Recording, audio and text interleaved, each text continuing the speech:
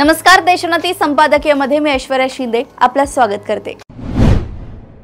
आपले संपूर्ण आयुष्य निसर्गाच्या सेवेत आणि अभ्यासात घालवलेल्या आणि खऱ्या अर्थाने अरण्य ऋषी या पदवीस पात्र ठरलेल्या मारुती चितमपल्ली यांचे निधन मनाला चटका लावणारे ठरले। नुकताच त्यांचा भारत सरकारने पद्मश्री पुरस्काराने गौरव केला होता। हा पुरस्कार स्वीकारून सोलापुरातील आपल्या घरी परतल्यानंतर काहीच दिवसांनी हा ऋषी समाधीस्थ झालाय। वन खात्यात तब्बल 36 वर्षे वनाधिकारी म्हणून सेवा करताना चितमपल्ली यांनी वन्यजीव आणि पर्यावरणाचा अतिशय सखोल अभ्यास केला। सेवानिवृत्तीनंतरही शक्य होते तोपर्यंत जंगलाच्या सानिध्यातच राहिले। काहीच वर्षांपूर्वी सोलापुरात राहायला आले। या सोलापुरात 2007 साली झालेल्या अखिल भारतीय मराठी साहित्य संमेलनाचे अध्यक्षपद त्यांनी भूषवले। जंगलाशी नाळ जोडलेल्या मारुती चितमपल्ली यांनी आपल्या अभ्यासातून आणि अनुभवातून प्राप्त केलेले ज्ञान ललित आणि संशोधनपर लेखनातून शब्दबद्ध केले। हे त्यांचे लेख आणि पुस्तके निसर्गप्रेमींसाठी आणि अभ्यासकांसाठी अतिशय मोलाचे ठरले।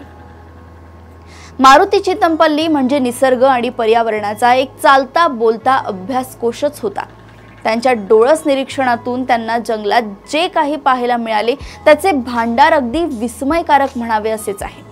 त्यांच्या रातवा या पुस्तकाला राज्य शासनाचा साहित्य पुरस्कार देखील मिळाला होता। खरे तर त्यांचे प्रत्येक पुस्तक, प्रत्येक लेख वाचनीय, अभ्यासनीय आणि जंगलाची अद्भुत सफर घडवणारे आहे।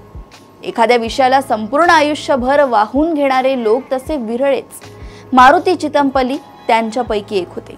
त्यांनी आपल्या आयुष्यातला प्रत्येक क्षण निसर्गाच्या सेवेत, अभ्यासात आणि निरीक्षणात घालवलाय।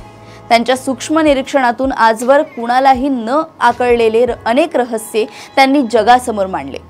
जंगलातील पशुपक्ष्यांचे वर्तन, त्यांच्या हालचाली आणि त्यातून मिळणारे संकेत यावरचा त्यांचा अभ्यास तर अगदी अद्भुत म्हणावा असाच होता।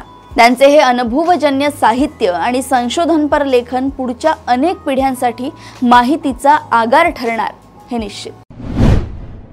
अशाच घडामोडी व अपडेट सोबत पुन्हा भेटूया देशोन्नती संपादकीयमध्ये। बघत रहा देशोन्नती। नमस्कार।